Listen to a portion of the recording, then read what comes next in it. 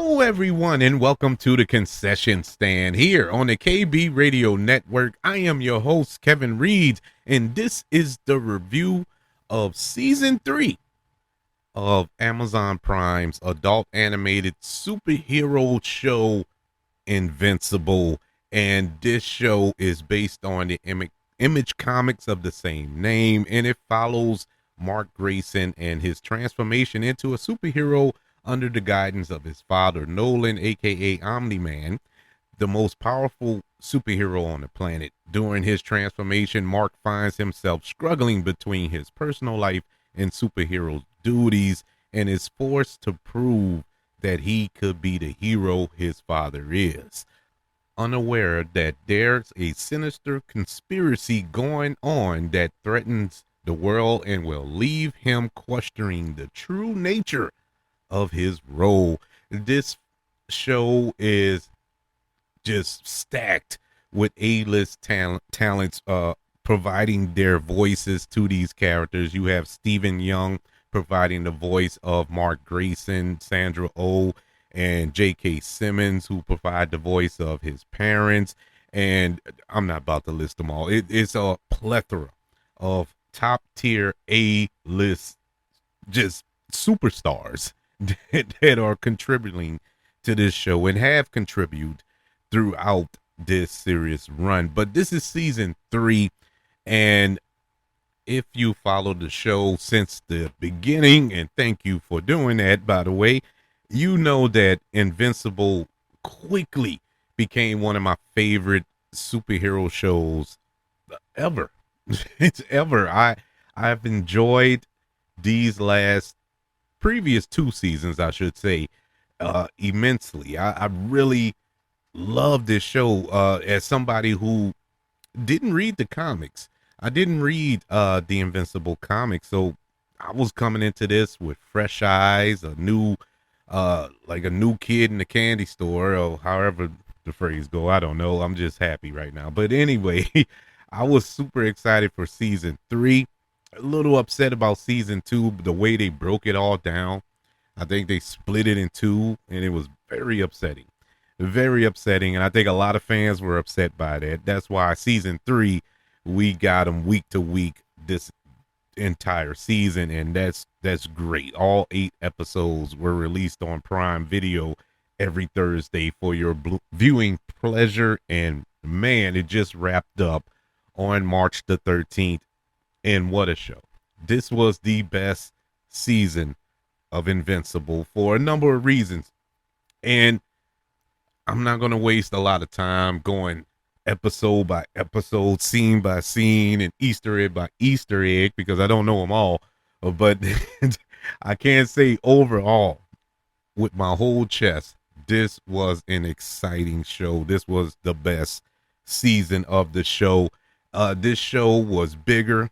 It was, I don't know, bigger, faster, stronger. I mean, it had all of the elements you would want for a show that in season 2, as much as I enjoyed it, there was some kind of shaky moments in season 2 that really made you question, like, where are we going with this story? It was just sporadic storytelling, even though the story they were telling that week was fun and exciting, funny and emotional, but it didn't really grab me like it did in the first season. This season, my God, this was just a singular story. We got Mark. Mark has brought it to a different level this season as Invincible. He's preparing for this Vertramite invasion. He's training. He's working with Cecil. His relationship with Adam Eve is growing.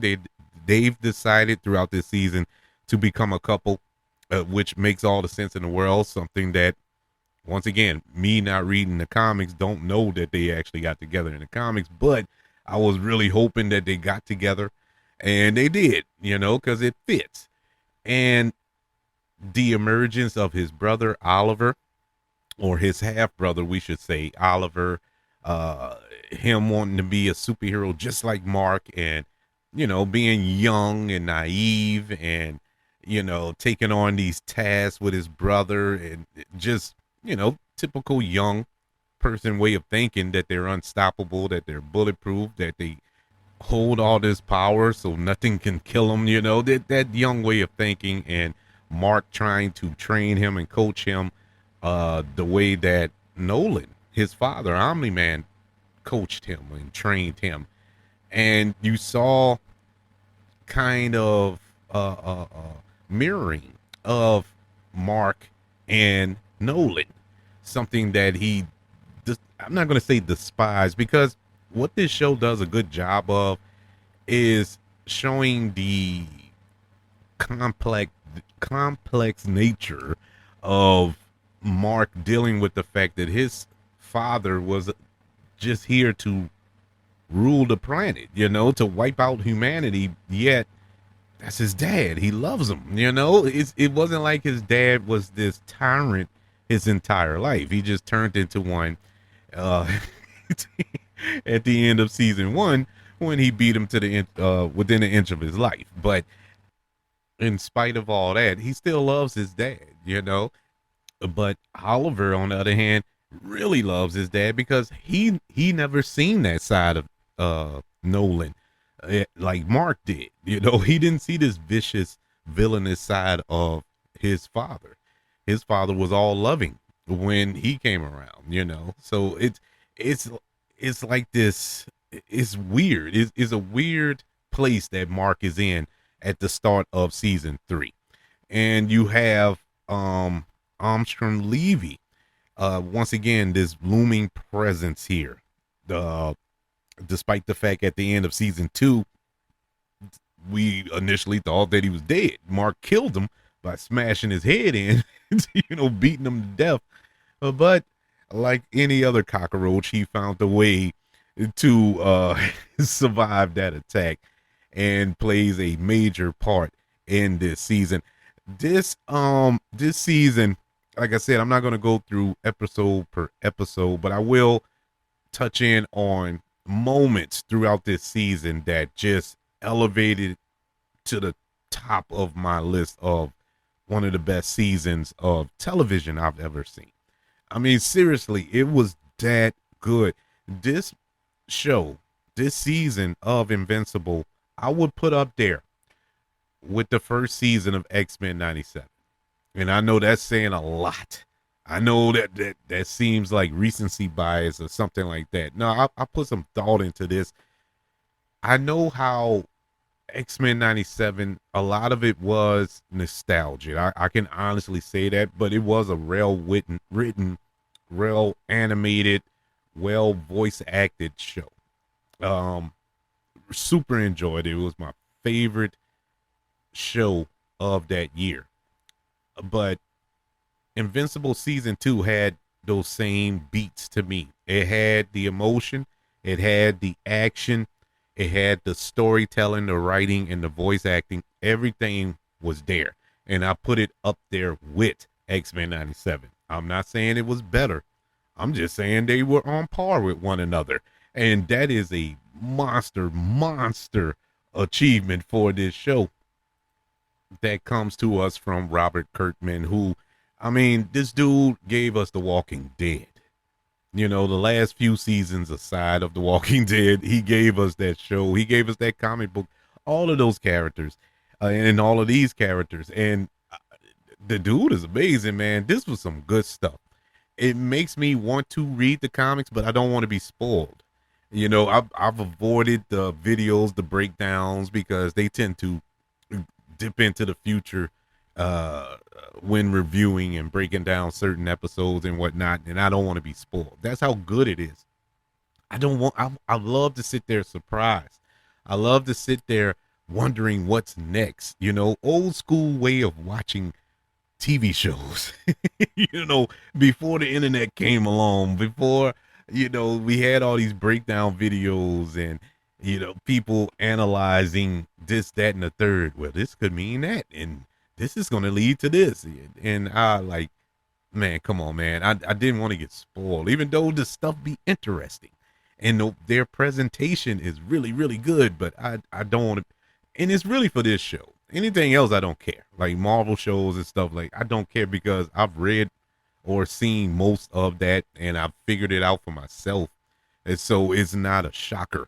You know, it wouldn't spoil it for me. So I don't mind it there. But for this, I want to be completely surprised on what's coming next. And I'm super excited on what's coming next for season 4.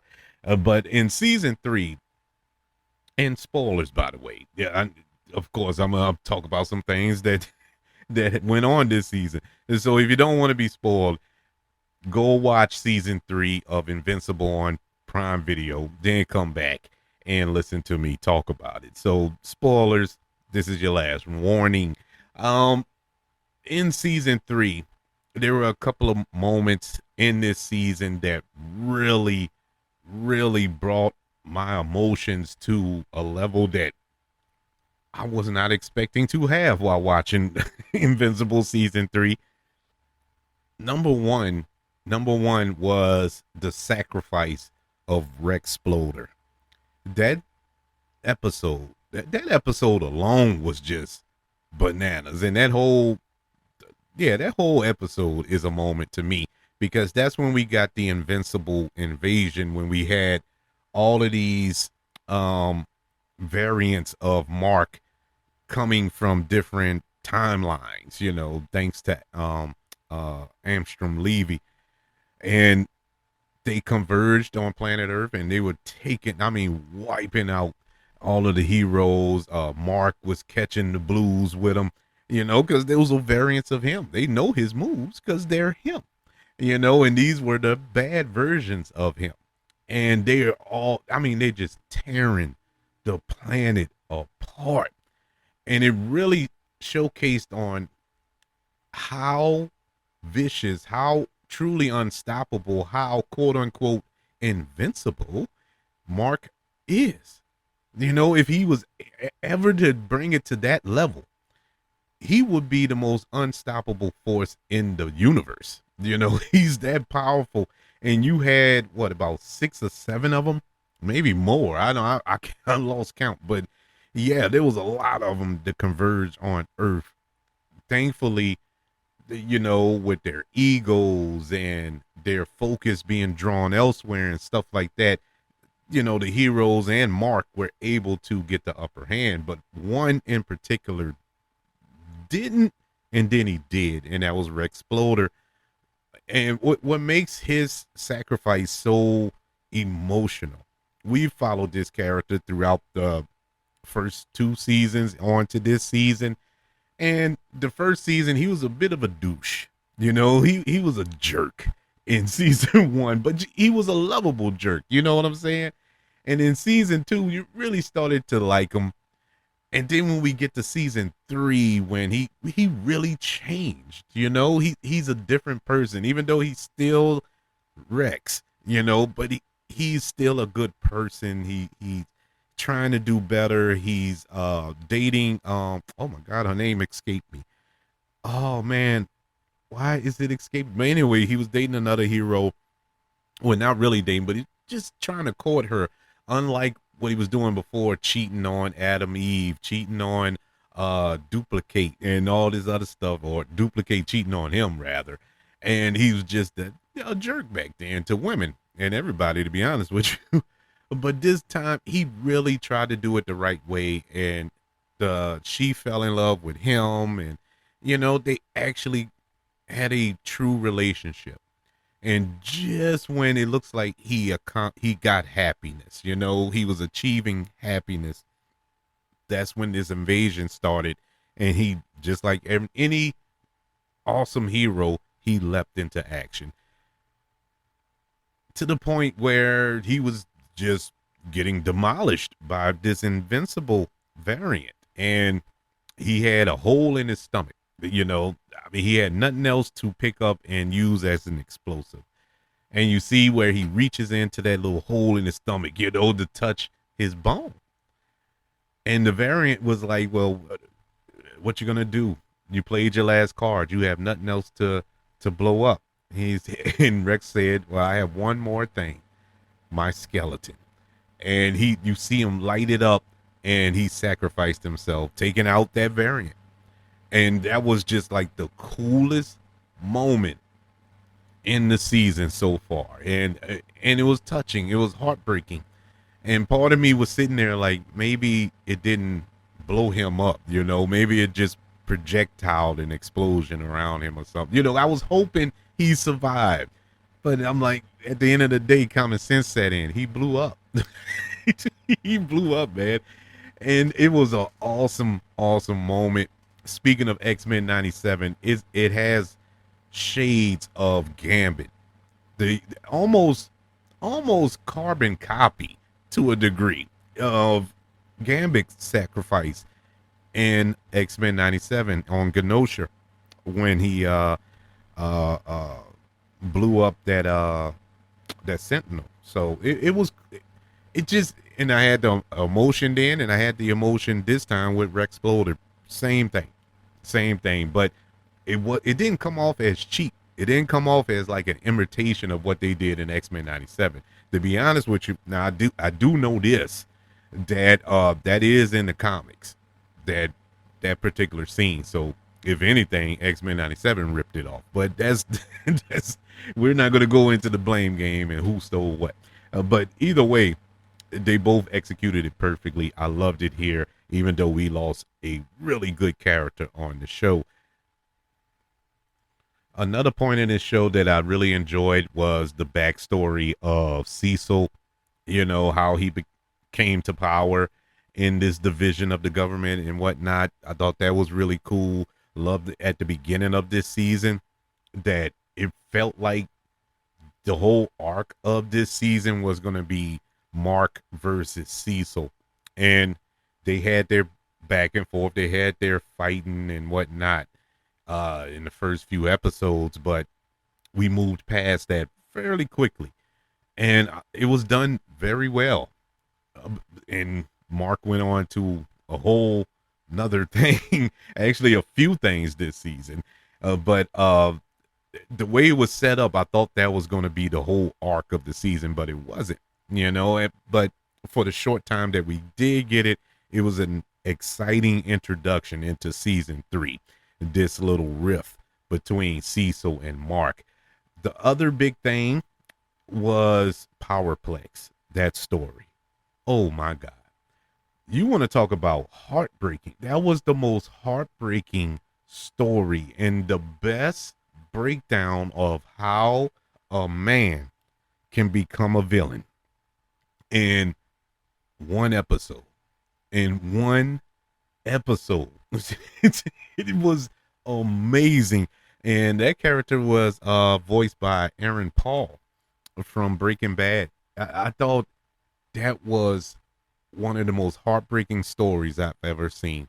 Powerplex, he was at this park with his sister and his niece, I think it was. Or was it his nephew? Well, it could have been his niece. But anyway, and it was the day that Mark and Omni-Man had that big fight at the end of season 1 when they destroyed the city. I mean, they didn't. Omni-Man destroyed the city with Mark, using Mark as a baseball bat and a battering ram and everything else. But all of the people that perished there, 2 of them were Powerplex's sister and niece, I believe. I think it was a girl. And it was so heartbreaking. He tried to go the right way, tried to conduct his investigation. His thoughts were that Mark had something to do with the fact that Omni-Man destroyed everybody. He knew that Mark didn't intentionally kill everybody there, but he didn't give a full effort to stop Omni-Man. But it's more complicated than that. We all know that, but from his view, he doesn't see it that way. So he blames Mark for their deaths. And so he has power. He has a ability to use kinetic energy, and the only way it can be used if he's like hit or, it's like Black Panther's suit in the movies. They use that kinetic energy with how many hits he can use that same energy back on somebody. Well, it's basically that, but he can blast it at you. And he's working at the facility with Cecil, and he manages to swipe these devices that will kind of channel his energy. Stick them in him, these pods that he sticks in his body, and he was going to fight Mark. And so they had a whole memorial service in Chicago where that incident took place, and Mark was going to attend. And Powerplex, he's practicing with his wife and his son, and they're urging, well, his wife of course is urging him on, uh you got to get through this, you got to go there and confront him and blah blah blah, cheering him on, a good wife. And he goes down there and he's calling out Invincible doesn't show up, but Adam Eve shows up, they fight, whatever. Well, one thing leads to another. Powerplex takes his wife and child hostage, but we know, but Invincible doesn't know that. And he says if he doesn't see Invincible, he's going to kill him. So Invincible shows up, come to find out that's the wife and the child. He just used them as bait to get him there, and he's charging up to kill Invincible. Everything he's throwing at him, yes, it's hurting Mark, but it's not killing Mark, because he's invincible. It's in the name, guy. But as he's charged up to do this like final blow on him, it doesn't really work on Mark. It doesn't kill him, I should say, but it does kill his wife and child.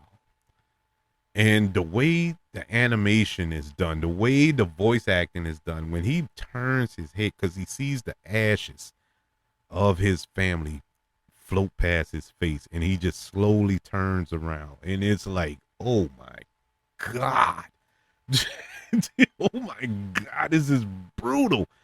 So now, on top of what he just experienced, well, not just, but what he experienced with his sister and niece is triple fold, I should say, when you add on the annihilation of his family. But that was a awesome story arc in the middle of this season. But the one to cap it off was Mark's showdown with Conquest at the end of the season for the season finale. Boy, you talk about a brutal fight. This was brutal. This fight lasted 20 minutes.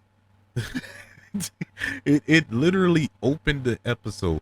It ended in the penultimate episode with them charging at each other, and it cut to black. This episode, the season finale, opens right at that moment, and it didn't let up for 20, and I might be shortchanging it, for a good 20 to 30 minutes. It was a battle and brutal. I didn't think you was going to get a battle as brutal, as bloody as the season finale of season 1 between Mark and Omni-Man, his father, because that was bad. That was bad. This, my God, Conquest, bro. What a villain. What a villain. I thought we seen it all. No, we didn't. The Conquest scared me to death. No matter what Mark did, this dude just laughed. He just laughed and wanted more. It was, I cannot believe they pulled it off. And then to have the brutality of civilian life. And that's another thing about this show that I appreciate so much. I love all the Marvel shows, or movies, I should say. Well, both of them. Movies and whatnot, DC, all that. I love all that. But you never really see human casualties. And I'm not a masochist. I'm not sitting around here hoping to see people get maimed and all this here. I'm just saying it gives a certain level of realism when you see that human lives are in jeopardy, and it really raises the stakes. And this show does this so well.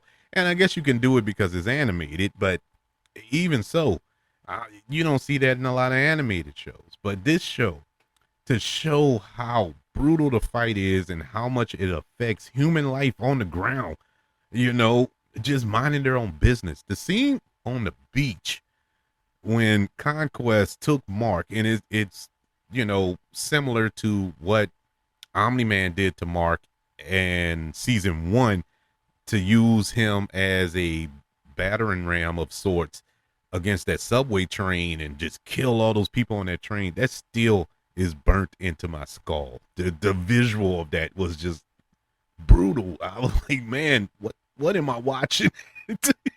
This is amazing. Well, they kind of, I'm not topped it, but came bloody close, no pun intended, with this super speed, just battering ram. Didn't touch the people, but the sound barrier, I guess you could say, the waves of energy coming off of them, moving so fast, just blew people into pieces on this beach. And then through the city, there was a part where this child and the mother were holding hands walking up the street, and Conquest and Mark blow by him so fast that the mother just I don't know, just explodes or implodes, and the little boy arm get ripped off, and he's screaming. This blind man walking with his seeing eye dog both get just demolished by the. I mean, they really show how brutal of a fight this is. To have Adam Eve come in a fight and really hold her own, so how much of a beast Adam Eve is against Conquest, and ultimately gets quote unquote killed in her efforts, that angered Mark to the point where he was holding his own against Conquest for a minute with one arm and one leg, and it wasn't enough, of course. And then Adam Eve gets resurrected, or resurrects herself, and almost kills Conquest, and Mark does the rest. Now at this point, Mark has no arms. He has no arms because Conquest broke the other one, and was like, well, you got nothing else to give. He has, I have one more thing. And he just headbutts him to death. Headbutts him to the point where his head just blows up. And that reminded me of an old anime that I watched many moons ago, Ninja Scroll. And our hero did the same thing to the villain in that movie, even though the villain can regenerate, and he did. But even in this show, Conquest isn't technically dead, thanks to Cecil. So you have that going for it. But man, this was an exciting season. I enjoyed it. To be honest with you, watching this last episode, I didn't realize this was the season finale. When I did realize it, was like an hour after. I was watching something, or I was looking online. No, I was looking online, and they're like, yeah, somebody was giving their thoughts on the season finale of Invincible. Like, that was the season finale? It went off like a season finale, but I was mad. I wanted more. And when you have a show that does that, got you wanting more, you struck gold in my eyes. Invincible season 3 gets a letter grade of an A. I really had no problems with this season. I enjoyed all 8 episodes. Not one episode bored me. Not one episode was like, oh, they could have kept that. Every episode was exciting and told a story, and told a very interesting story. It had that villain of the week vibe where you got a different villain every episode, but it was still linked to the main story that was being told this season.